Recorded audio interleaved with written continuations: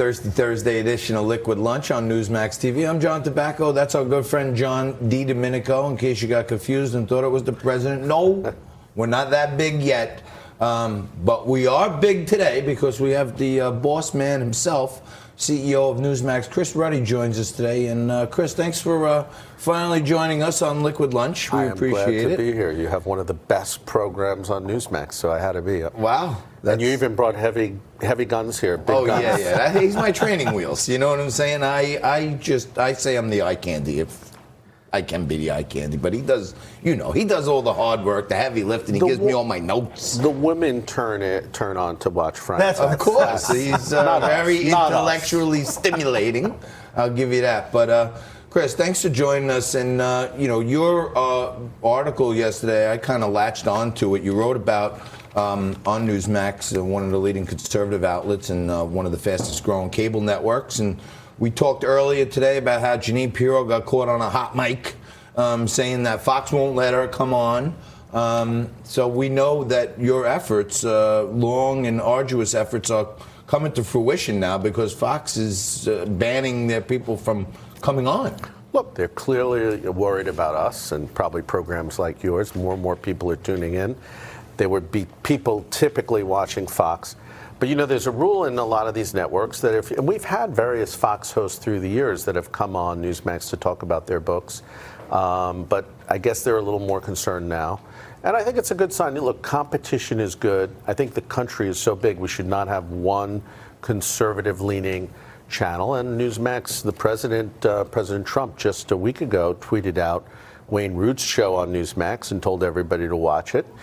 So I think he tells me he's watching us more and more. So we have one important viewer there. Can we get him to watch Liquid Lunch? Maybe I'm sure once, he sees it. I'm sure he sees it. Just here and there. I mean, we're big supporters. But Chris, more importantly, the left-wing media in the last election tried to pound it into people's heads. Trump has no path to victory. And you wrote a great piece yesterday on how these polls are still skewed. They don't tell people all the facts, and you get into the numbers and get into the fine print and the methodology. How important is it people understand that they can't let their mind be conditioned by these fake polls? John, what's been bothersome to me is no matter how good the president does, he's always like at 42% in every national poll. And the press keeps saying he's the lowest. First of all, even at these low numbers, his poll numbers are typically better than Obama's at this same time in his presidency. So that's good to start. Considering the attacks that this president has gotten, the most horrific media assault ever in the history of the country, he still does fairly good, 42 to 45% in the liberal polls. But I was really disturbed because I saw he had 42%. I'm wondering, how did Reuters get to the 42% number? So I started looking into what they call the methodologies, how the pollster puts the poll together. And they were oversampling Democratic voters, and it was very clear. In the last congressional election, there was a 4-point spread between Republican and Democratic voters. There was 4 points more Democratic voters in that election. In the Reuters poll, it was a 9-point spread of more Democrats. Now, that might seem not like 5-point difference, not too big. That's huge in polling. That is like the difference between winning and losing night and day.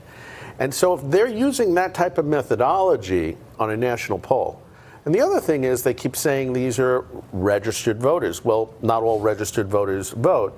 Likely voter polls are the closest to the reality. And the president typically does 4 or 5 points better. So a registered poll that has him at 42 means he's really at about 48. And then if you throw in this monkey business they did with the Democratic voters, you're already over 50. So I think the president's hovering around a 50% approval rating or more. Do we have any idea about if there's been a proper approval poll taken that shows a more accurate sampling of Republican versus Democrat versus Independent? Well, sure. The Rasmussen poll, I think, has been consistently around 50. And it hovers, but that has been, I think, and it was one of the most accurate in the 2016 election. Remember, this doesn't all happen in a vacuum. There was the 16 election, and the pollsters all got it wrong. There were only 3 polls that were accurate at that time: Rasmussen, LA Times, and Investors Business Daily.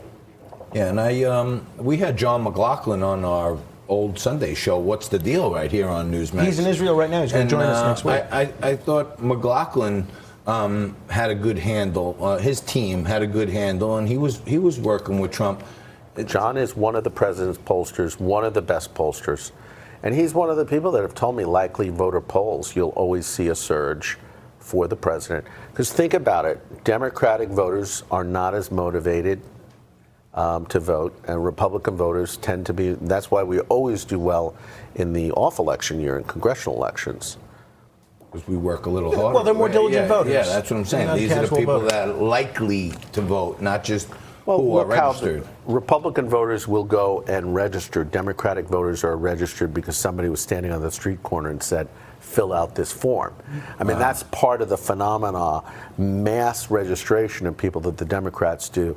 May play into voting fraud. That's a whole other segment. You got to give our best to far-right conspiracy theorist Wayne Allen Root, as Chris Cuomo calls him. Yeah, I was on. He's referring to being on CNN with Chris Cuomo, who I actually like Chris, but Chris starts off the program by saying your host Wayne Root, who the president had tweeted out his show, is a far-right conspiracy theorist, and it supported the birther movement. Turns out Wayne had never said Barack Obama, who he went to college with at Columbia, that he was born outside the United States. He believes he was born in Hawaii.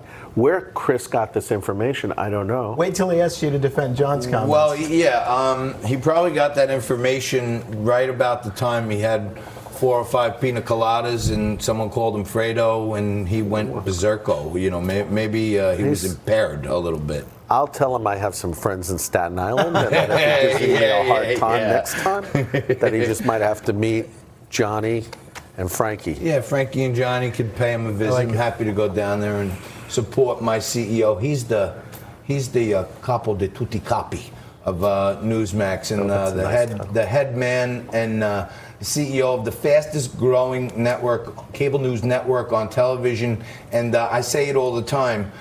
We have a platform to bring you the guests that know where the rubber meets the road. And this is the guy who makes that all possible. Chris, I want to thank you very much for joining us. You're great. Thank you. And you're great for staying right where you are. 2 more minutes, we're going to come back and Frank's going to fact check me like he does every day. You're watching Liquid Lunch on Newsmax TV.